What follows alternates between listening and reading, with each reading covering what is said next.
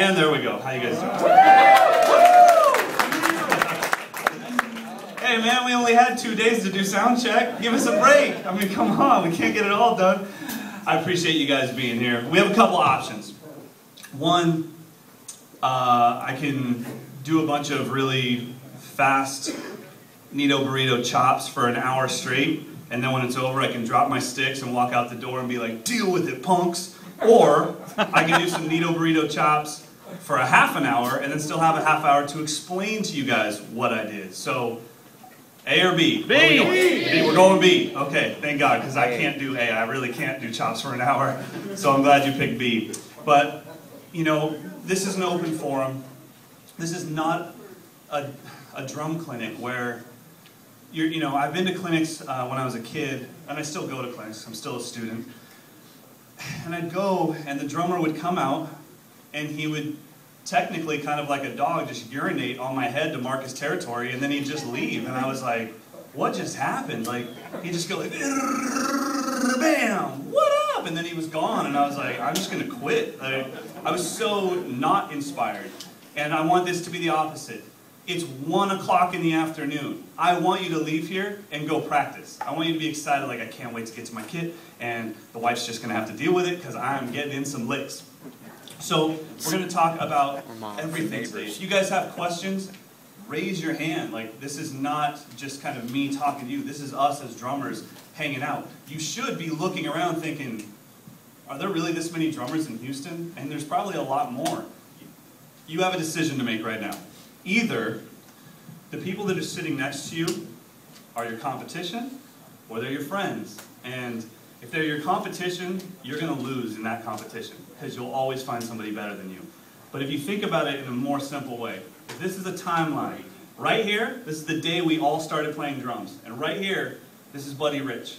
Everybody in this room is somewhere in between. Okay, so on that timeline along, we're somewhere in there. So if you're right here, and I'm right here, then I'm not better than you, I'm further along the timeline.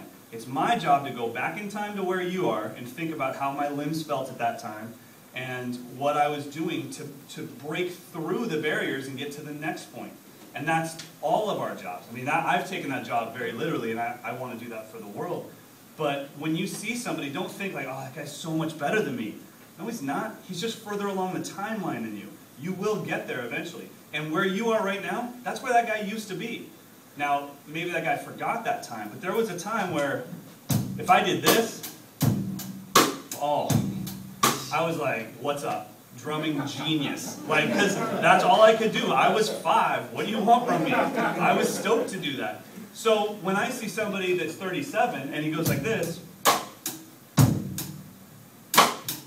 I don't think, oh my God, really, bro? What I think is like, okay, I was 5 years old, how did I feel, how did I feel? Okay, this foot didn't like to go down at the same time as this hand, how did I get through that? And I kind of retrace the steps. So just remember, guys, it's a timeline. It's not better than or worse than, it's just a timeline.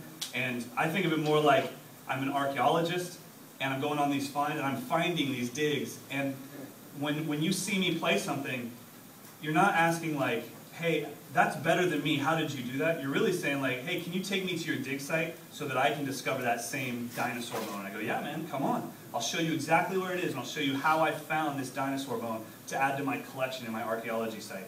So that's what today is all about. It's just about sharing. So I'm going to play a little track for you, and then when I'm done, we're going to talk about the track and talk about some of the stuff that made the track up and what's inside it. So thank you guys again for coming out. I really appreciate it, and I hope, more than anything, I just hope you guys have fun today. His bass sounds weird. Yeah, the EQ's jacked up.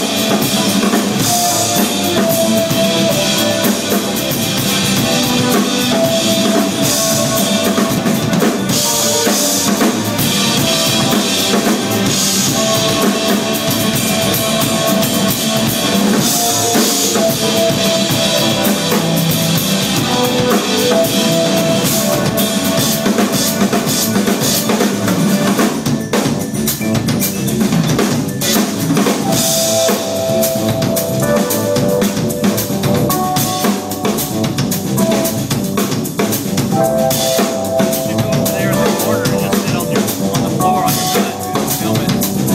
You'll get it.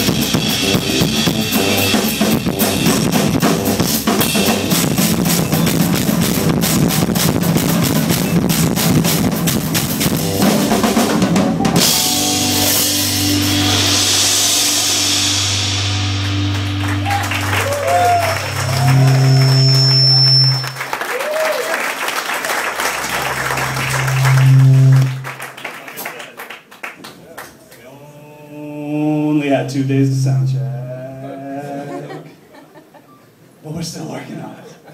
So thank you.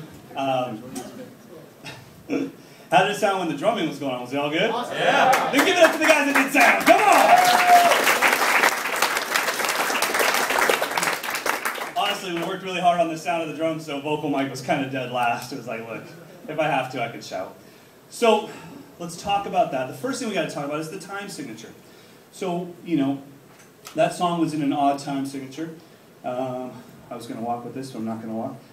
So, odd time signature is probably, or odd time signatures in general, even time signatures, are probably one of the most horribly explained things on earth when it comes to school band directors. Do we have any school band directors in the house? Because I'm about to go off on school band directors.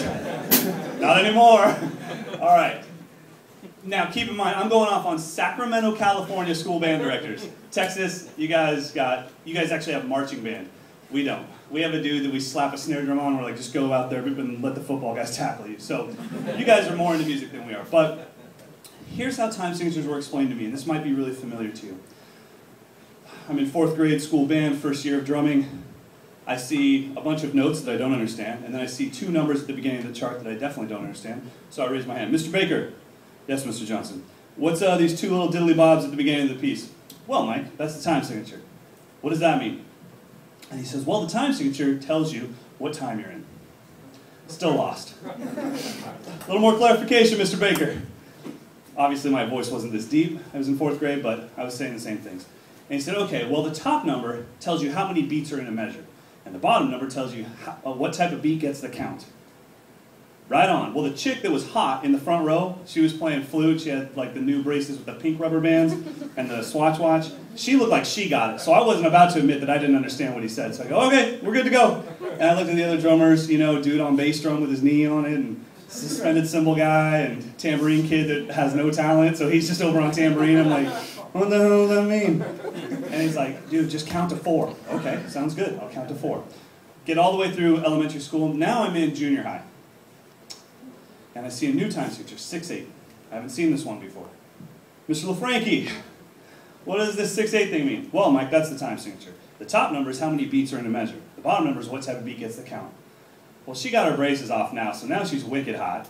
She nods again. I'm like, yep, got it. I have no clue what this man's talking about. He said, okay, the top number, let's examine what this man said. The top number is what type of, or top number is how many beats there are in a measure. Okay? And that's correct. Everything he said is correct. The problem is how it gets into us and we internalize it. He said, that's how many beats there are in the measure. Well, what's a beat to a drummer? A beat is this.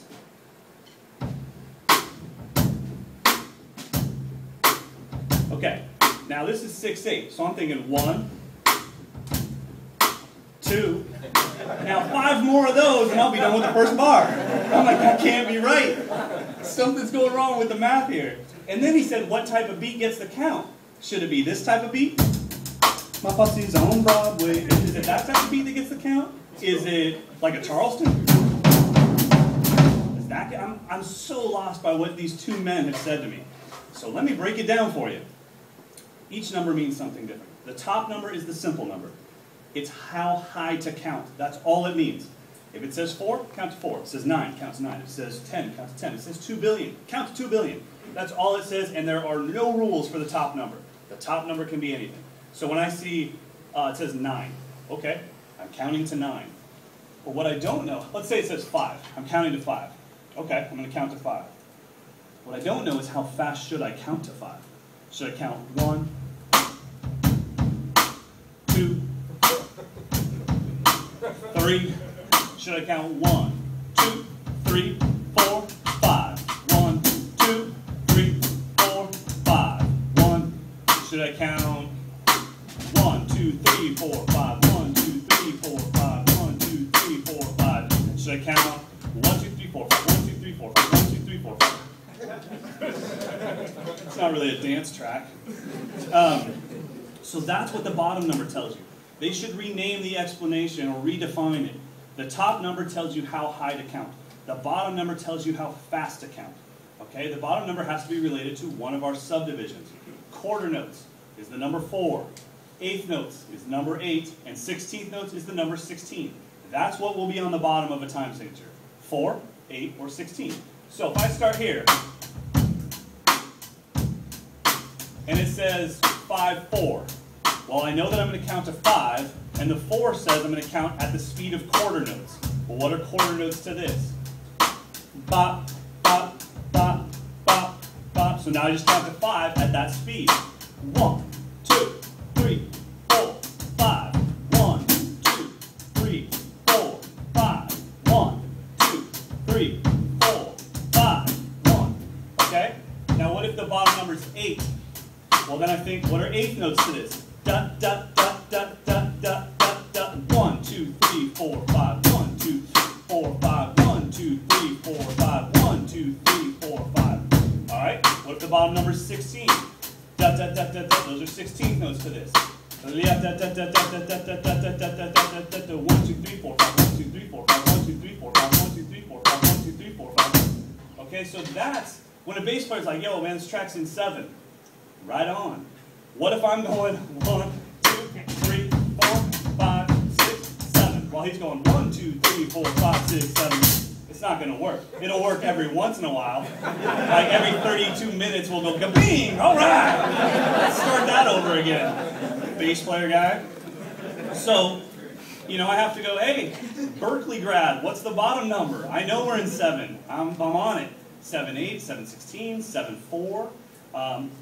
Now, technically, since the bottom number can be a subdivision, you could have a 7-3, but you won't. You could have a 7-5 quintuplets, but you won't. 7-7 septuplets, but you won't. I've done every jazz band there is to offer in California, every marching band, youth symphonic choir with brushes, mallet. I've been in every sheet music band I can imagine in California. I've never seen anything on the bottom other than 4, 8, or 16. That's just how it's going to go. So, now when you start to hear odd time songs, don't try to figure out, is it in 5, is it in 7, is it in 9? Figure out the bottom number. Tap your foot to it. If you can tap quarter notes with your foot, then the bottom number is 4. Then all you have to do is figure out how many of them are there. If you can't, if you go boom, cat, to the boom, boom, cat, boom, cat, to the boom, boom, cat, boom, then double up your foot to 8s. Boom, cat, ba-dum, cat, boom, cat, ba-dum, cat, boom, cat. All right, now I know the bottom number is 8,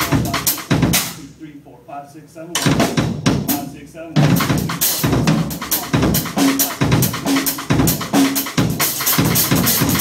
3, 4, 5, 6, 7, 1, 5, Mike, count. Is that a question or a stretch? Blue? That was a stretch. Who on earth stretches like this? You gotta work that out, man. You can't do that at a clinic. You gotta work that one out. You might want to go with one of these next time. I've never seen anybody be like, man, this dude's taking forever to play something quickly. Okay. So, you have to spend time practicing. It's very important that you learn that you're only going to get better at something through practicing. And you cannot be upset with yourself at being bad at something that you don't practice. If you don't practice it, why would you be any good at it? You just have to get used to that. So if you go, oh, I suck at odd times. Really? Do you? So you're telling me you spend maybe an hour every day for the past 3 years working in odd time signatures and you're still bad at it? Well, no, I've never worked on it. Well, dude, I would imagine anybody stuck in a incubator for the first 20 years of their life that's never been allowed to walk would be pretty bad at walking. They've never tried it. You'd let them out, they fall, and you'd be like, oh, dude, you're 20, really? You still can't walk? And he's like, I've never done it. So same thing here, guys. Like, if you don't play an odd time, of course you're bad at it. But you start simple, Things like they go over the bar line, like a paradiddle, simple paradiddle. Right, left, right, left, left. Play something like that and count to 5 at the rate of speed of eighth notes. That way the accent won't fall with your 1 every time. 1, 2, 3, 4, 5. 1, 2, 3, 4, 5. 1, 2, 3, 4, 5. 1, 1, 2, 3, 4, 5. 1, 2, 3, 4, 5. 1, 2, 3, 4, 5. 1. And that's how it starts. You just start to slowly be able to keep track of time. So when I'm playing like a solo in 7, I'm not necessarily in 7, I'm just keeping track of where the overall 1 is, maybe in an 8-bar phrase. So I'm just playing drums the way I always play drums, but I'm also keeping track of, where the overall 1 is, and then every once in a while, once I feel like, okay, I'm pretty out, I'm going to reestablish the 1, because it gets annoying if I just keep going over the bar line and over forever. So eventually I'm just going to hit that 1, and then that kind of resets the tension, and then we start over again. So it's really important that you guys just kind of start to sit down and count to 5. 1, 2, 3, 4, 5. 1, 2, 3, 4, 5. 1, 2, 3, 4, 5. 1, 2, 3, 4, 5. 1, 2, 3, 4, 5. 1, 2, 3, 4, 5. 1, 2, 3,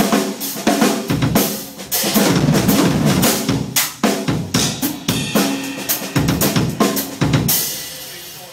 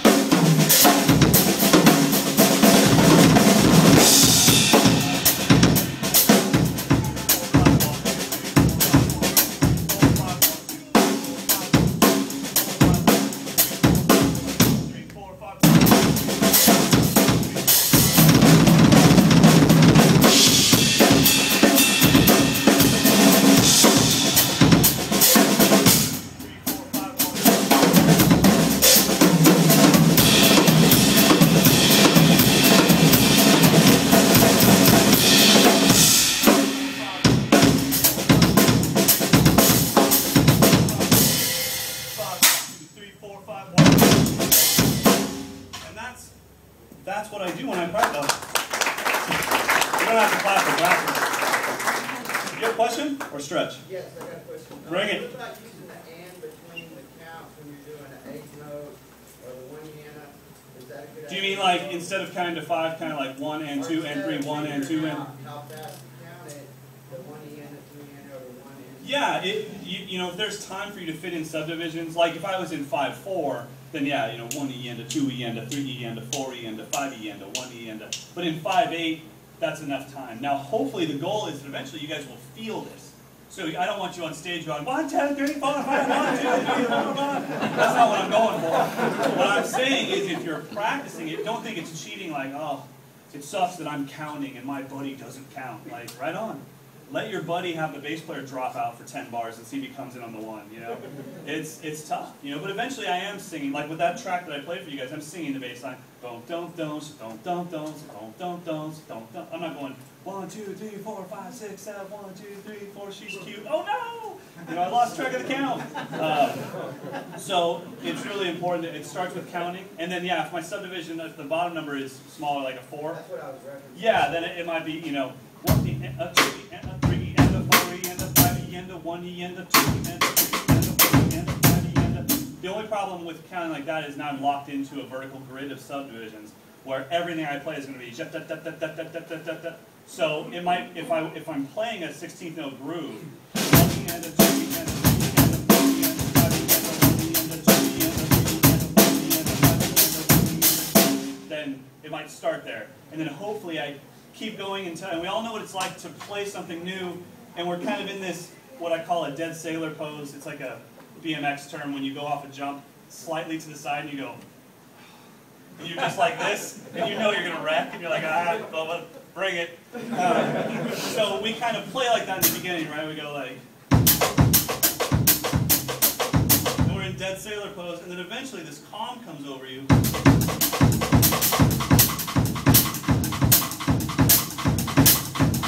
And then once I get there, then the counting's gone, and I'm just feeling, you know, I'm kind of singing. So before I move on, any questions about subdivision or odd time signatures or subdivisions? And yes, sir. When would you approach it, like for 5/4, say counting at 1, 2, 3, 1, 2? Totally up to you. There's no right or wrong. I'm kind of driven by results. So with technique, with counting odd time signatures, with anything, if the result was good, like if you were playing in 5, smooth as butter, and how would it be something that I could say, well, are you counting to 5 or are you counting to 3 and then 2? That's wrong. Like, it's art. So as long as you get the result you want, it's fine.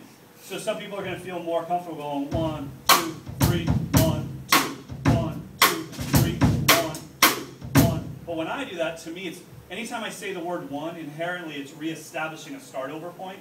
So if my groove is 5 beats long, I don't want to say a 1 in there. I want to say the 1 and then come back to it. But if I had something like, say, I don't know, 7/8, 5/8, 3/8, that's 15/8. But if I'm actually playing it as 7/8, 5/8, 3/8, you should hear the 1. 1, 2, 3, 4, 5, 6, 7, 1, 2, 3, 4, 5, 1, 2, 3, 1, 2, 3, 4, 5, 1, 2, 3. Sorry, 1, 2, 3, 4, 5, 6, 7, 1, 2, 3, 4, 5, 1, 2, 3, 1, 2, 3, 4, 5, 6, 7, 1, 2, 3, 4, 5, 1, 2, 3. That's not 15/8 to me because I'm playing 1, 2, 3, 4, 5, 6, 7, 1, 2, 3, 4, 5, 1, 2, 3. 1, 2, 3, 4, 5, 6, 7, 1, 2, 3, 4, 5, 1, 2, 3.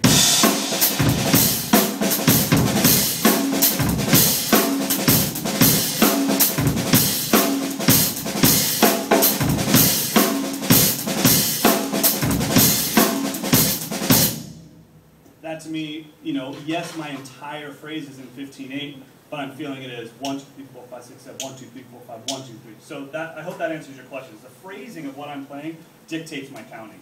But at the same time, like I said, if you played a buttery smooth groove and you were like, well, I counted 1, 1, 1, 1, 1, 1.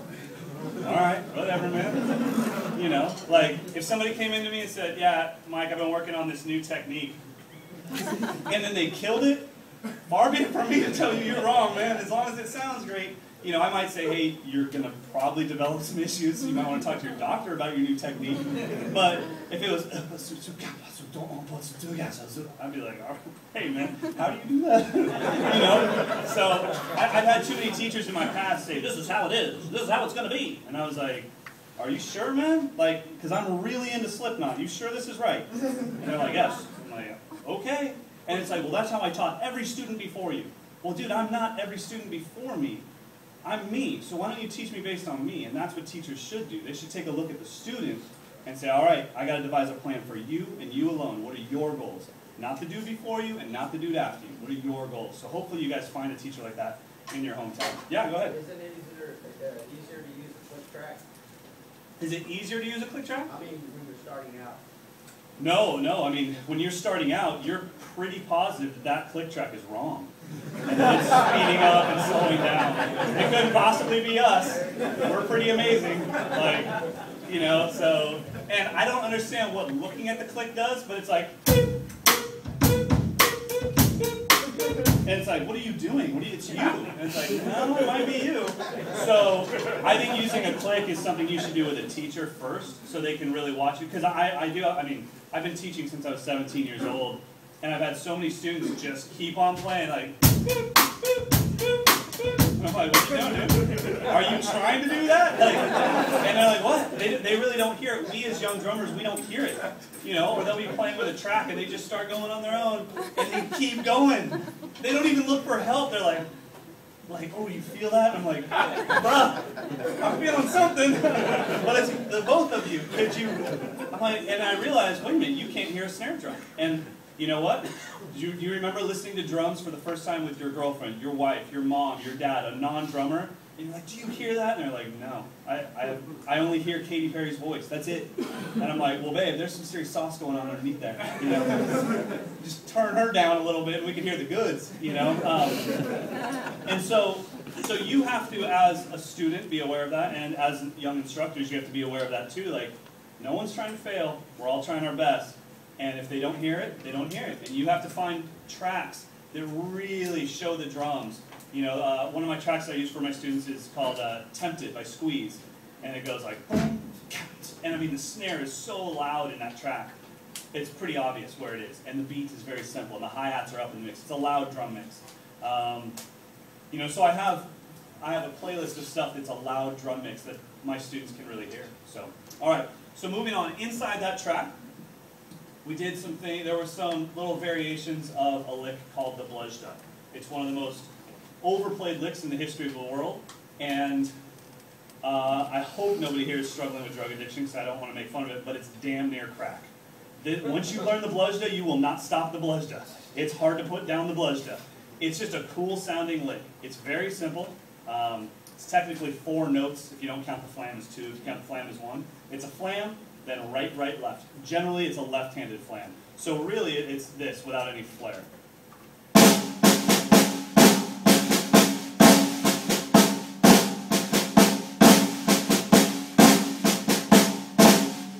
All right, made famous by Tony Williams, Vinnie Colaiuta, other great drummers that might be in the crowd today. So with that lick,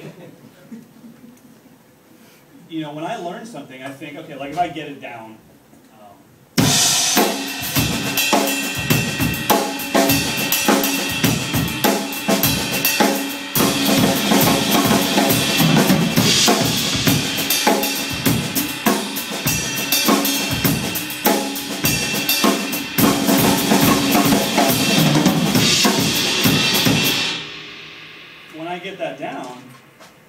that's the beginning. And for some of you guys that are into the world of YouTube, and you must be, otherwise you wouldn't have found out about me, that's not a good thing. You can't stop there. It's your responsibility to say, okay, I got down the 4 or 5 notes that Mike told me to do. Now my journey starts. Now it's my time to put my stamp on this thing. And so I kind of want to show you where I've gone with this, because I didn't want, and I used my variation in my solo. I didn't want everybody to go like, oh yeah, that's that Vinnie Colaiuta thing. Oh, that's that Tony Williams thing. Like, yep. What do you want me to do? They made a cool lick, and you know what? It's not a Tony Williams thing. It's not a Vinnie thing. It's not a Todd Zuckerman thing. It's a drum thing. It's ours. No one has the copyright on these 4 notes. But I do feel like, okay, well, I don't want to just copy what they've done. That's almost like being in a cover band of drum licks. I want to then take it to my level. So, you know, first, obviously, I started moving the lick around and maybe doubling up the flams. So, you know.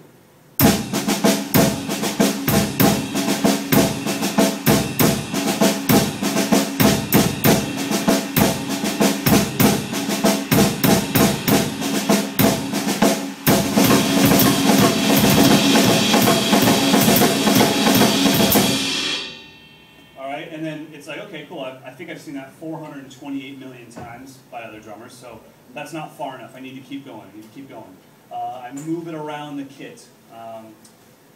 Then I try to think, all right, well, can I move different parts? Does it always have to be nailed right on the downbeat, you know, like... What if that flam was moved to the floor tom and snare? And for that diddle, instead of coming down to the snare, which really makes the bludge to feel, let me get rid of that bludge to feel. Let me take that, the double, up to the ride cymbal. So now, that's kind of thin, so I'll put bass drum with it on the ride.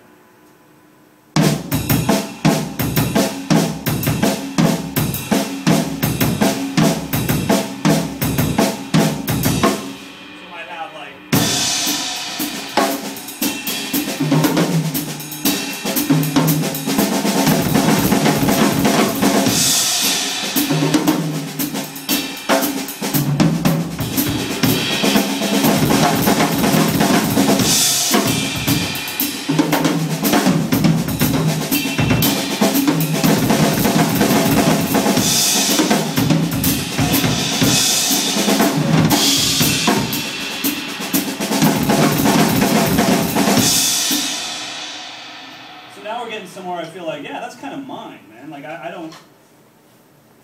I'm assuming a billion drummers have done that, but I didn't actually get that from another drummer. I'm in charge of that one. So it's like, okay, cool. I kind of feel that if I drop that on the gig, not 9 dudes are going to run up and be like, Tony Williams, Vinny Caliuta. And I'll be like, oh my God, what is wrong with you, man? Like, I'm just trying to have some fun. I'm not trying to beat anybody. And we do that as drummers. We get territorial about these licks. So I'm going somewhere, but then I'm thinking, man, it's always played in this 3/4 polyrhythm feel of 1E and a 2E and a 3E and a 4E and a 1E and a 2E and a 3E and a 4E and a 1E. It always has this 3/4 feel. So then what I did in that solo was I played the bludgeon just with hands. And generally it has a bass drum either on the beginning or like I just did on the ride. But then I added 1 note to it. So instead of it being a 3-note grouping, I made it a 4-note grouping. So I started with kick and then bludgeon. Kick, bludgeon, kick. So it became a 4-note grouping.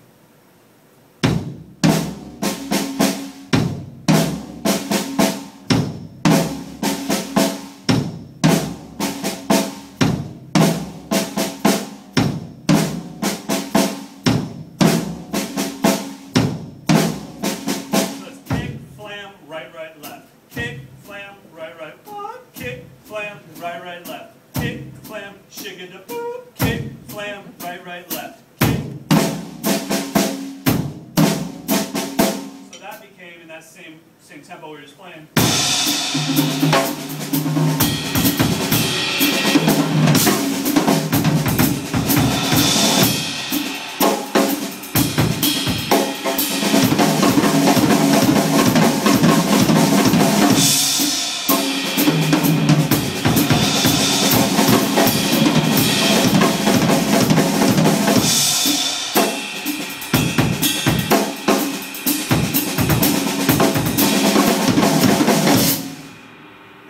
Tell me that you're not going to go home and practice kick, right, left, kick. That's dope!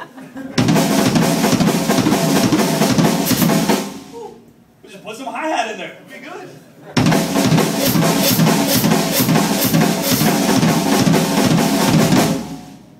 My goodness. No, you don't have to clap, but check this out. You know how every really good drummer says, it's not about the chops. You're right, because you can play them. The people that always say it's not about the chops have awesome chops. Of course it's not about the chops once you have it. Guy knocks a drive 400 yards. Well, it's not all about driving. Your short game, bro, you just hit it 400 yards. It must have been about the driving at some point. It must have been about the chops at some point for these drummers to tell you it's not about the chops. They're right. On a gig, illegal, fired. My Bluzda bass drum double wacky lick, fired, gone. But you know what? At some point this has to be fun. At some point we have to sit down by ourselves in that sweaty basement and get through 6 hours of practice. And this is the kind of stuff that gets you through that. So those guys are right, but it's always the guys that already can play the chops that say it's not about the chops. You know, and they're right on a gigging sense. But on enjoying this instrument, heck yeah, it's about the chops sometimes. That feels good to do. I'm hanging out with a bunch of drummer buddies from Texas, and I'm dropping the heat on. Heck, that's just, I mean, or we could be here all day. And I could pretend like, oh. I'd rather do this on the gig tonight. Because the bass player will dig this way more than my cool bludgeon, believe me. You know, so it's about both. I mean, if I'm playing, if I'm working on, say, my groove at 37 BPM, and I'm going, shut up, dude.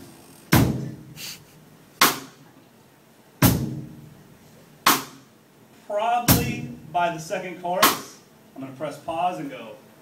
You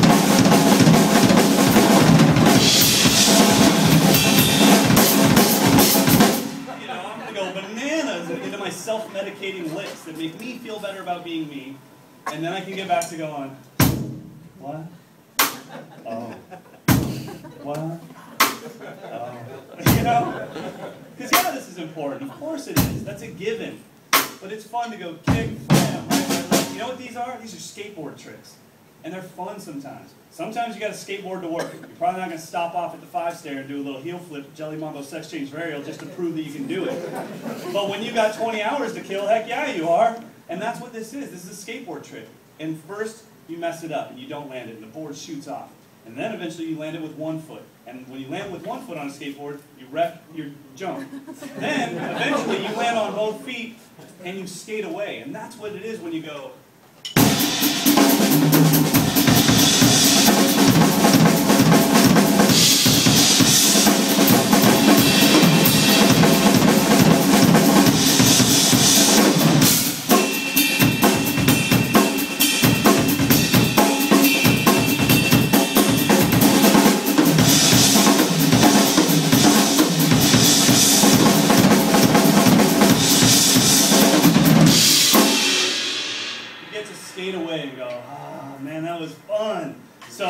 That's what I want to, I want you guys to go home and think about the things that you can already play. Could you play them better? Maybe. Could you work on them harder? Could you explore them more? Do you only know them in one dimension, Or do you know them in 3 dimensions where you can look at it upside, it can go over, down, up, forward, back. Do you have a 3-dimensional lick, or do you live in flatland where you can't see anything except for what's right in front of you? So I want to keep talking about that stuff. Also, real quick, before we get too far into that, you guys need to know that CymbalFusion.com is not a Gretsch dealer, and they're not a Meinl dealer. And the only reason why I bring that up is because that means that there's no support to get me here. These are the main companies that would normally get me to Houston, Texas. But those people aren't part of this. So that means that the guy that runs this place had to do all of this out of pocket. So please give it up for Eric.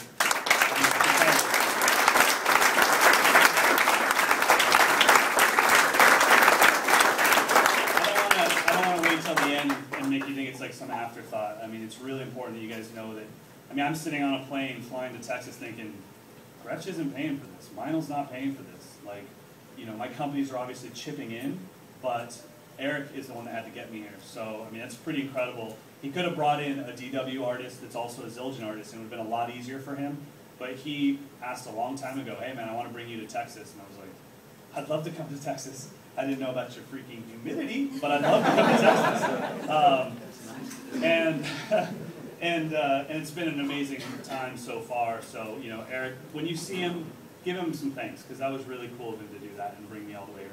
All right, so the next thing I want to talk about is practicing at home. You have to practice to get better at this. You have to make a very clear distinction between playing and practicing. Playing is working on stuff that you can already do. Practicing is working on stuff that you currently struggle with. If I knew for a fact that I could bench press 100 pounds, and I walked into a gym, put on 100, whack, and walked out, did I really do anything? Like, I could already do that. I just walked into the gym and was like, I knew I could still do it. But if I was like, all right, today's 105, tomorrow's 110, tomorrow's 115, and I'm going to keep pushing and keep pushing, then I'm going to get better. That's practicing. You have to think of whatever you can already do on the drums, you're going to have to go further today, and you're going to have to go further tomorrow. You're not in competition with anyone in this room. You're in competition with you on this day, and then you on the next day. And that's how I look at my personal drumming. Am I better than I was yesterday? If so, good day. Am I better than I was yesterday? If not, I got some work to do. So, you know, to get through practicing, you have to, at least for me, I had to devise puzzles. Puzzles to solve, to fix something in my drumming. So you have to, first of all, you have to find what is a weak point in your personal drumming. You have to isolate that. If you have a clear-cut thing that is weak in your drumming, you can practice it. If you say, I suck at chops, okay, that's not very clear-cut. That's saying, I need to get to the East Coast from California. Well, how many ways are there to get to the East Coast from California? 9 trillion, especially if you're into backpacking for 10 years. So that doesn't help me. I can't draw you a map if you just need to get from California to the East Coast. But if you say I need to get from Sacramento, California to Queens, New York, there's one perfect way to do it. You've narrowed down your locations, and I can draw you the perfect map. So same thing here. I suck at chops. You're going to have to give me more than that. Is your foot speed bad? Is your independence bad? What is bad? I can tell you right now, this is what was bad in my drumming last year. Singles between my hand and foot. So this. I know it seems stupid, especially since at that time I've been playing for like 29 years, but this is what would happen. I'd look at the metronome like it was its fault. I'd be like, seriously? God, these apps are stupid. Come on, iPhone. And I just couldn't do it. So, how do I solve that problem? Well, it's simple. Just practice it.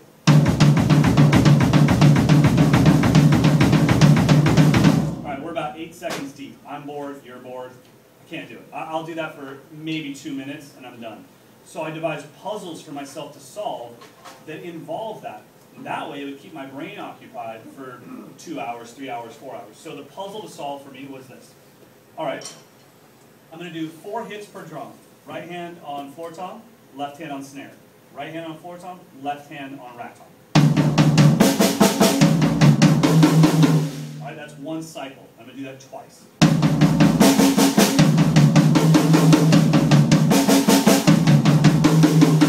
And I'm just going to use numbers. I'm going to do 4, 3, 2, 1. I've got to work this hand thing out. 4, 3, 2, 1. So it would sound like this.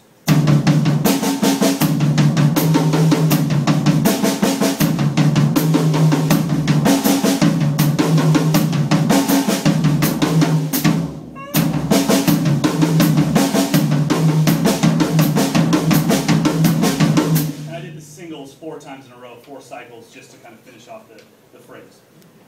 And I'm going to keep left foot quarter notes with this, and bass drum's going to go in between every one of those notes. So 1, 2, 3, 4, 1, 2, 3, 4, 1, 2, 3, 4, 1, 2, 3, 4, and then 1, 2, 3, and then 1, 2, and then 1.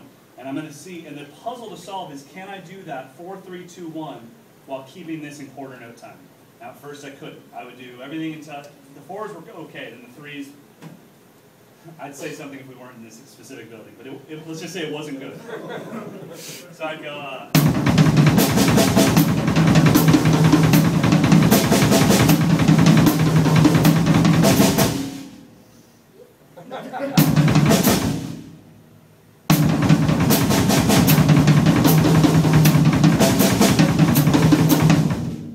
okay? Now this thing, you know what's happening? I totally forgot that I'm working on this. I'm trying to solve the puzzle of 4, 3, 2, 1. I gotta solve this. My brain is fixated on this, and I'm totally forgetting that I'm doing this. That was the goal, right? I needed to get better at that. So hours and hours and hours go by. Slow it down.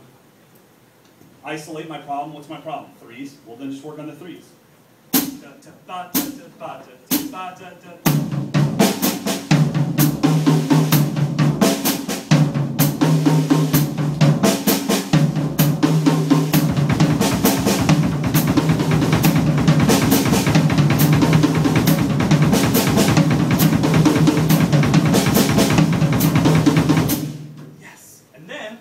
I'm going to do the whole thing.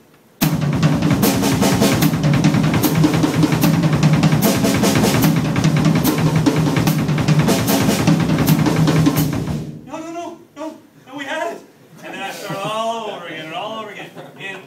6 trillion hours later, I finally get it.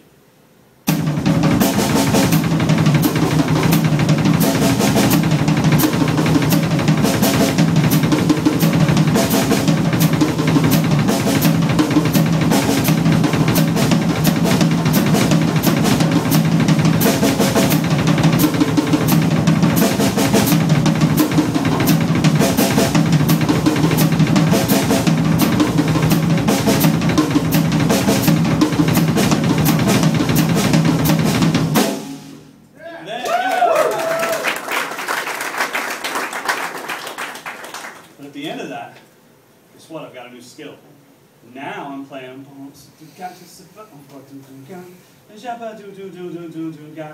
What? Oh.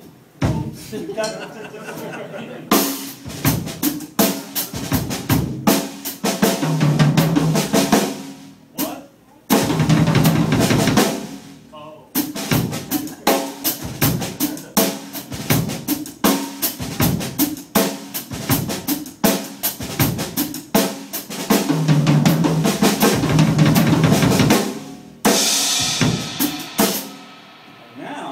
Not an exercise, it's a musicality thing where I'm thinking, you know, oh yeah,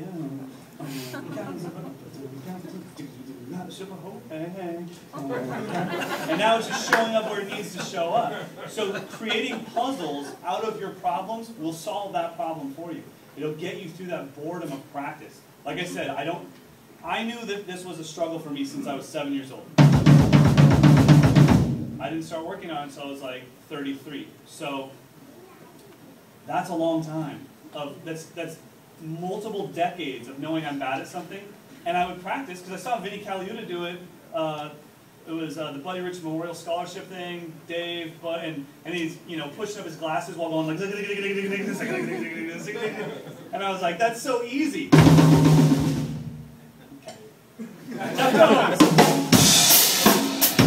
I just was like, all right, well, I'm not going to practice that. And then once I figured out a way to cure the boredom, because I would try, I would go, that's dumb. And I'd self-medicate me with my licks. So once I figured out a puzzle, I solved the problem. All right, so there's puzzles for everything, and you just have to be the one to create them. For foot speed, I had this puzzle of 16th note triplets, 30 seconds, 64ths. 2 notes of each, because my problem was this. For anybody that knows about, what it's like to gain this skill, this is like a skateboard trick. That little double flutter thing, you know that, just like the blush note, once you get it, you do it way too much. No bass player wants you going. And he's like, you gotta be, what is happening back there? Because all he's doing is like, don't, burr, and I'm going, stick the best, stick the best, stick the best, stick the best, stick the best. Just learn that, check it out, deal with it. And he's like, dude, seriously, my Seinfeld popping skills aren't all there. I don't know what you want me to do. So I thought, okay, well, I'll just slow it down. And I couldn't. I realized no matter what tempo I played, I could only do, yeah. Oh man, I couldn't control it. So I made a puzzle. 2 16ths for 1 bar. Like, doom, 3 beat, 4 beat, then 2 16th note triplets, then 2 32nd notes, then 2 64th notes. And that was the puzzle to solve for myself. Control the right foot.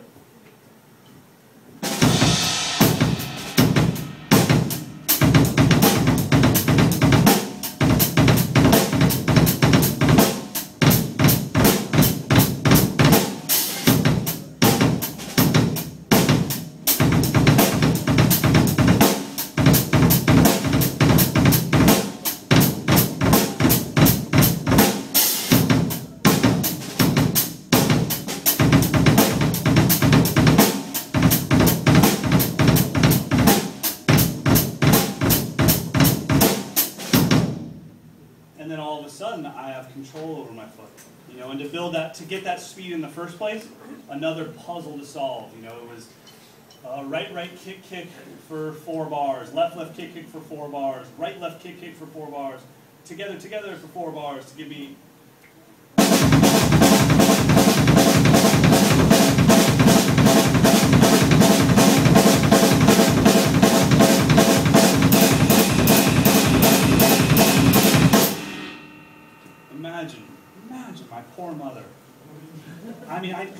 obsessive with practice. That was hours. And what about when I got good at it? The poor woman. Now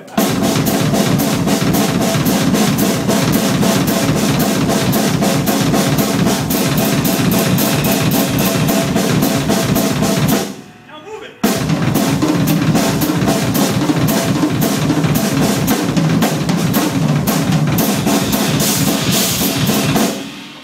All day long. Like I said, you guys don't have to clap for practice. But, you know, I think what's weird for all of us is we always see the finished product, right? So, you know, I was trying to figure out a way to skip this, but I have to say, because I'm about to talk about him anyway, so one of my biggest idols of my entire life is actually here today. So Will Kennedy, will you please stand up? Come on, stand up, son. That's Will Kennedy from the Yellow Jackets.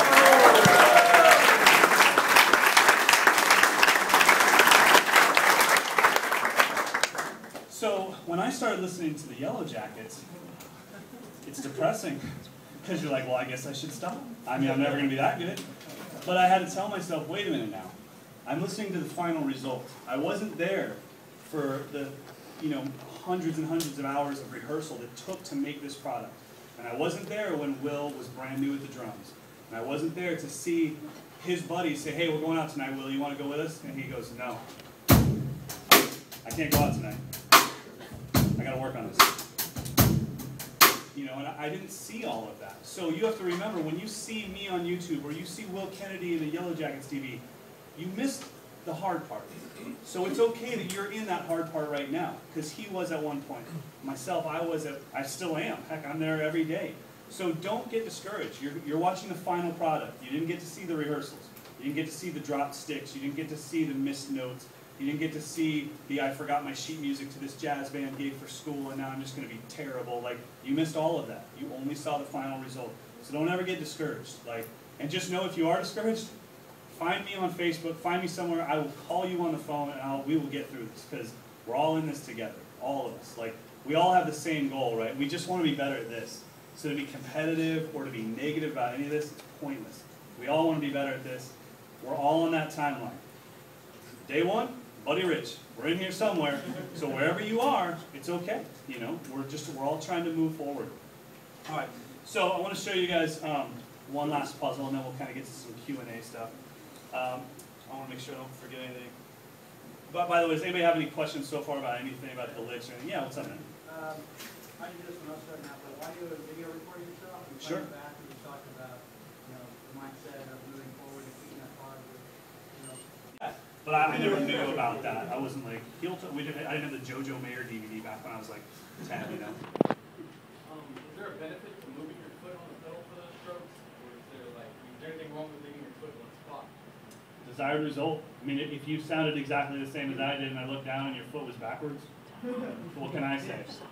That's why if you guys have ever followed me on YouTube, you know I've been very anti-foot cam. And the reason why I'm anti-foot cam is because whatever I do with my foot does not relate to you. If you're a 6-year-old girl and you have size 4 women's shoes, how would my foot technique work for you? If you're Shaq Daddy, my technique's not going to work for you. Your foot takes up the whole dang floor. So don't worry about my technique. Worry about the desired result. And push and push and push, you know. I mean, there's nothing wrong with checking out the techniques that are out there so that when it's happening, you know, oh, this is heel toe, okay, you know, or whatever. But you need to know what those techniques are good for. Heel toe is great if you are triggered or if you play quiet. It's not a very loud technique. It's very fast and very efficient, but it's not loud. So if I'm playing in a bar with a rock band and I'm not mic'd, heel toe is not going to work. I need to get heel up and just stomp on that thing and try to squash that bug. You know, and then the opposite, when I'm playing a small dinner place and nobody wants me to be playing in the first place, I better go heel down and back off that bass drum. And, you know, like, I mean, that's how I have to play. I'm like, ding, ding, ding, ding, ding, ding, ding, ding, ding. And at this volume, somebody comes over and goes, could you just, I'm like, bruh, I'd be happy to. Is that better? I mean, what? I'm not even touching it. Like, you know, I don't know where you want me to go with this. So, yeah. Any other questions before we move on? Yeah. Would you show again what you were talking about with the how you started the exercise of working with that bass drum with Oh yeah. What you Sure. So it's just right-handed paradiddle, right, left, right, right, right, left, right, right, right, left, right, right. I just loop the right-handed paradiddle, and my bass drum goes with every single hi-hat hit.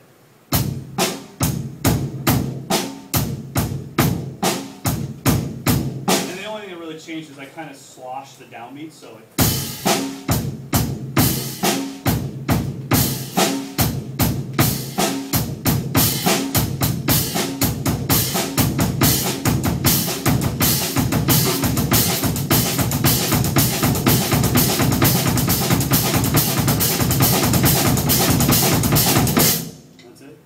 This isn't my bass drum pedal, but normally I'm a lot faster. And I'm sure if you're a teacher, you've heard that one. I'm like, well, this isn't my pedal. I'm like, oh, want me to run to the store and get your pedal? What do you got? Tama ironed over? Let's do it. I want to see how awesome you are on your pedal. It's not my pedal. Come on, man. All right, next. I was going to ask about hardware, just how much you rely on hardware.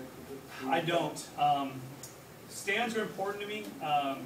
If you guys don't know, I was a DW artist for 14 years. And then I moved to Gretsch, and Gretsch is in the same company family as Gibraltar, so it would have been an easy, like, oh, I'll just be a Gibraltar artist. And they were kind enough to send me a full set of their hardware, which I thought was great hardware, but it was really hard for me to leave DW hardware. So then, imagine the phone call of like, hey, thanks for the 14 years of love, I'm out, I'm going to Gretsch. And then next week, what's up, man? Hey, you know those pedals and stands you have? Can I still support those? But I mean, so to me, I got to the point where I said, I'm either going to buy it or endorse it, but either way.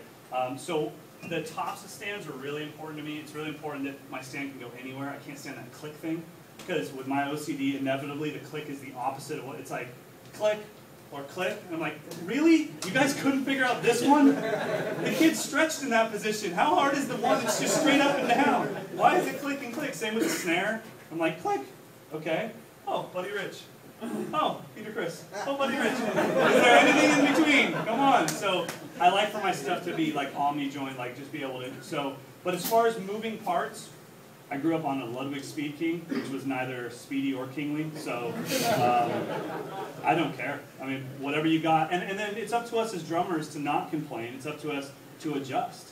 And if I have a lame bass drum pedal with a bass drum, you know, like I grew up on a West Percussion.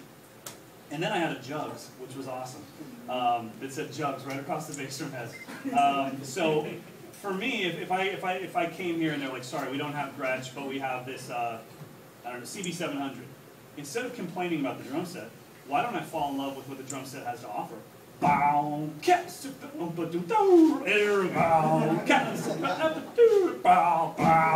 It's like, that's awesome. Or I could just complain like, oh, this drum set sucks. Like, no, it doesn't. Either it sucks or it's funky. Like, I like funky. To me, it's funky. I'm gonna put a positive spin on it somehow. Any other questions before we start to close this thing out? Yeah. You talk about your technique. I was watching you on your very first track when you played that song in 7. Yeah. And it looks like, I don't know if it's intentional or if it's just something you developed unintentionally, but your index finger on your left hand, sometimes you open it and sometimes you close it. Totally. Did you do that on purpose? Yeah, it's not on purpose as much as I allow leeway in my technique. I never got to the point where I was like, just so you know, this is the only way to do it.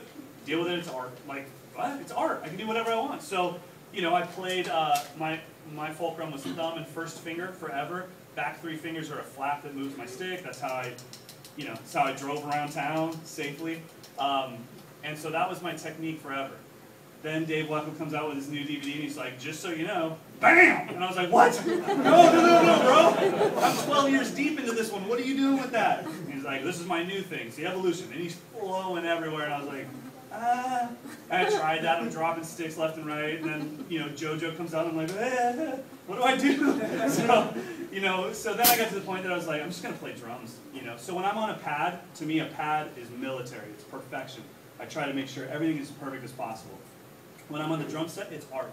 And sometimes my left finger comes off and it gives me a looser mindset. And then you'll notice if my chops start coming up, like, then I get into that more controlled grip. Also, same thing as far as French, German, American.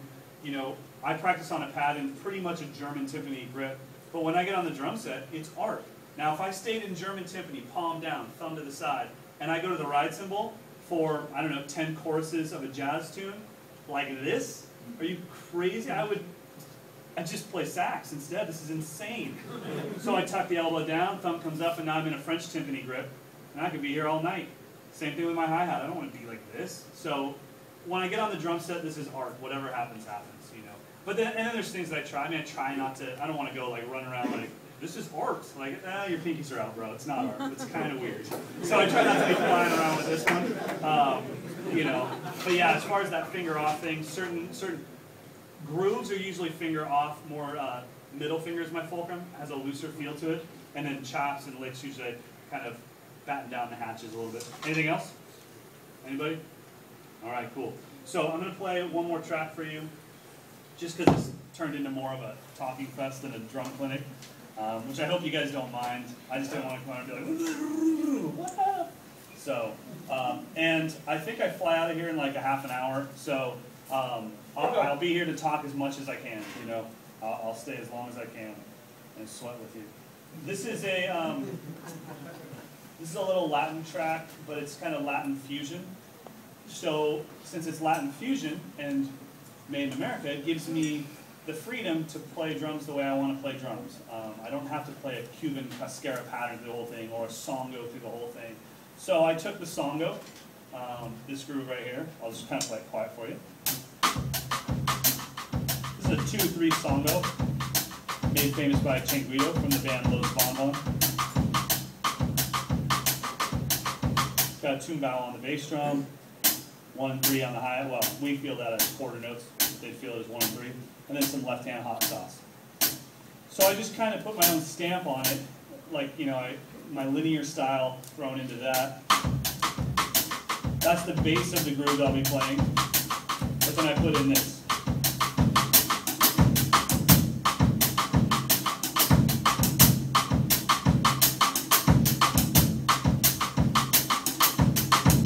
And that's kind of like just where I took it. And then after that, just hit the stops and hope for the best. So I played this track about 4 months ago in Germany.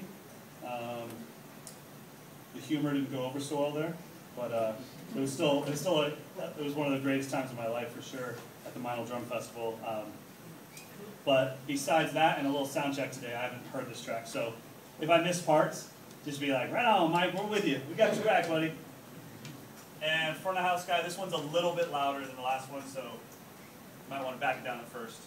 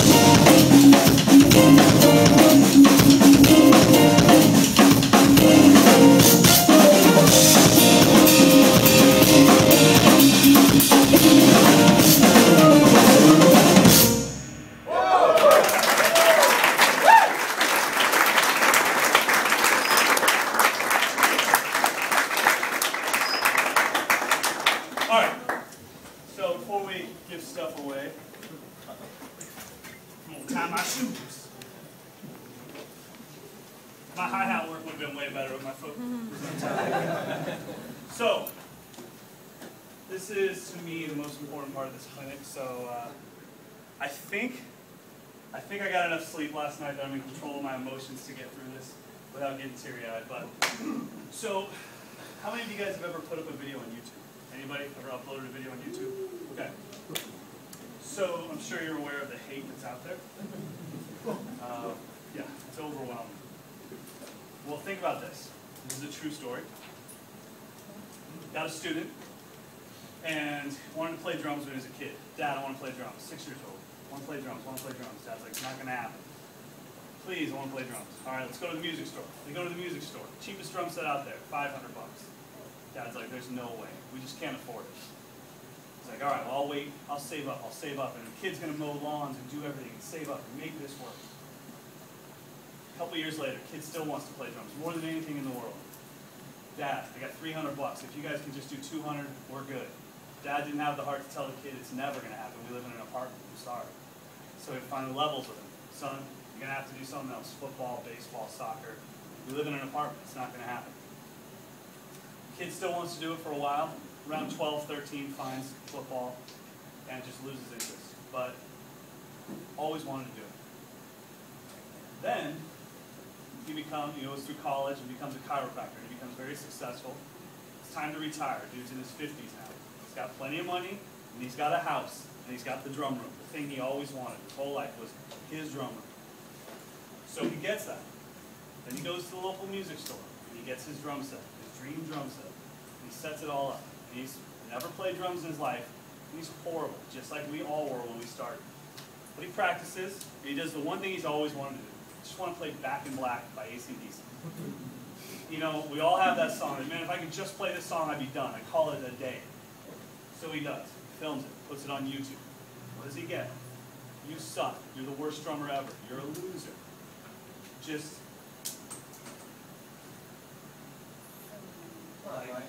like negative, non-stop negativity.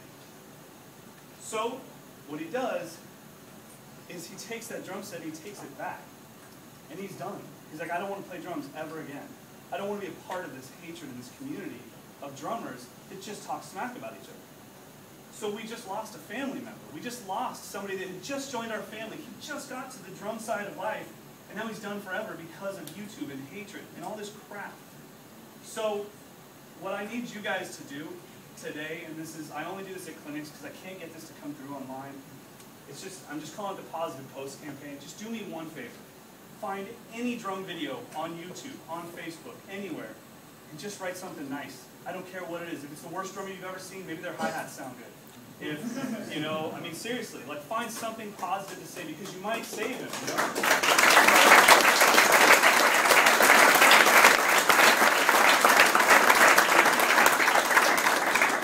You might be able to keep that person in our family for a lot longer just by saying like, hey, keep at it, man. You sound great. How hard is that to type? Like, that's so easy to type. Just do it.